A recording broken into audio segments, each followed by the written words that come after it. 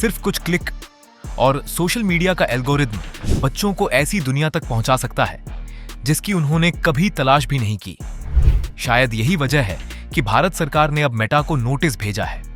लेकिन सवाल सिर्फ एक कंपनी का नहीं है, सवाल उस तकनीक का है जो ये तय करती है कि हमारे बच्चों की स्क्रीन पर अगला कंटेंट क्या होगा। लेकिन इस पूरे मामले को समझने से पहले आपसे एक सवाल। आपने अक्सर गौर किया होगा कि अगर आप किसी एक तरह की वीडियो देखना शुरू करें तो कुछ ही देर बाद उसी तरह की कई और वीडियो आपके सामने आने लगती हैं। यह कोई संयोग नहीं होता।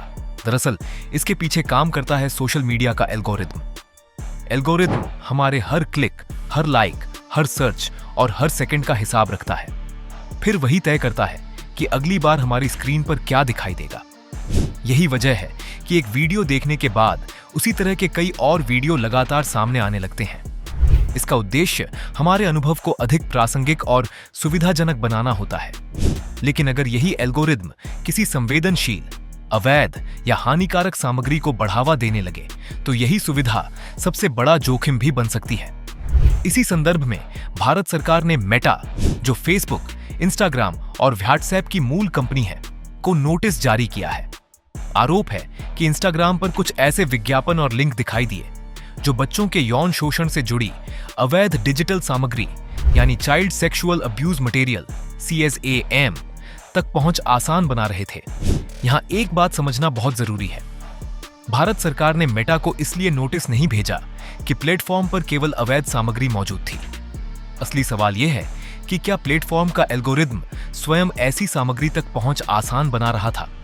यदि किसी उपयोगकर्ता को एक बार ऐसा कंटेंट दिखाई देता है तो क्या एल्गोरिदम उसे और अधिक इसी तरह की सामग्री सुझा रहा था।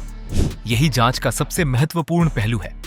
यही कारण है कि भारत में अब प्लेटफॉर्म अकाउंटेबिलिटी यानी डिजिटल प्लेटफॉर्म की जवाबदेही पर पहले से कहीं अधिक जोर दिया जा रहा है। सूचना प्रौद्योगिकी अधिनियम 2000, IT नियम 2021 और डिजिटल पर्सनल डेटा प्रोटेक्शन अधिनियम 2023 का उद्देश्य भी यही है कि तकनीकी कंपनियां केवल मंच उपलब्ध कराने तक सीमित न रहें, बल्कि उपयोगकर्ताओं, विशेषकर बच्चों की सुरक्षा सुनिश्चित करने की जिम्मेदारी भी निभाएं।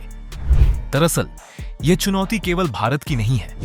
यूरोप, ब्रिटेन और ऑस्ट्रेलिया जैसे कई देश भी सोशल मीडिया कंपनियों से यही सवाल पूछ रहे हैं कि यदि उनका एल्गोरिदम नुकसान पहुंचाने वाली सामग्री को बढ़ावा देता है तो उसकी जवाबदेही कौन तय करेगा। दुनिया के कई देश इस निष्कर्ष पर पहुंच रहे हैं कि बच्चों की ऑनलाइन सुरक्षा केवल पेरेंटल कंट्रोल से सुनिश्चित नहीं की जा सकती, बल्कि सोशल मीडिया प्लेटफॉर्म और उनके एल्गोरिदम की जवाबदेही भी तय करनी होगी। इसी सोच के तहत ऑस्ट्रेलिया दुनिया का पहला देश बन चुका है जिसने 16 वर्ष से कम उम्र के बच्चों के लिए प्रमुख सोशल मीडिया प्लेटफॉर्म पर अकाउंट बनाने पर प्रतिबंध लागू किया है। वहीं फ्रांस ने 15 वर्ष से कम उम्र के बच्चों के लिए कड़े आयु प्रतिबंध और अभिभावकीय सहमति की व्यवस्था की है।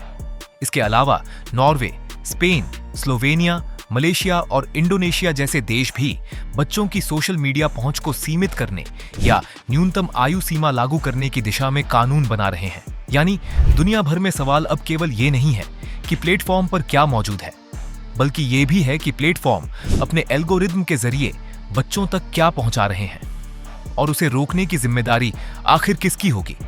यानी अब बहस केवल इस बात की नहीं रह गई है कि प्लेटफॉर्म पर क्या मौजूद है, बल्कि इस बात की भी है कि प्लेटफॉर्म अपने उपयोगकर्ताओं तक क्या पहुंचा रहा है और किस आधार पर पहुंचा रहा है। यह मामला केवल मेटा को भेजे गए एक नोटिस का नहीं है। यह उस दौर का संकेत है जहां एल्गोरिदम केवल यह तय नहीं करते कि हम क्या देखेंगे, बल्कि कई बार यह भी तय कर देते हैं कि हम क्या सोचेंगे, क्या सीखेंगे और बच्चे किस डिजिटल माहौल में बड़े होंगे। इसलिए आज सबसे बड़ा प्रश्न केवल अभिव्यक्ति की स्वतंत्रता का नहीं, बल्कि डिजिटल सुरक्षा, बाल संरक्षण और तकनीकी जवाबदेही का है। तकनीक जितनी शक्तिशाली होती जा रही है, उतनी ही बड़ी जिम्मेदारी भी उसके साथ जुड़ती जा रही है। और शायद आने वाले समय में किसी डिजिटल प्लेटफॉर्म की सबसे बड़ी पहचान उसके नए फीचर्स नहीं होंगे, बल्कि ये होगी कि वह अपने सबसे कमजोर उपयोगकर्ताओं यानी बच्चों को कितना सुरक्षित रख पाती है।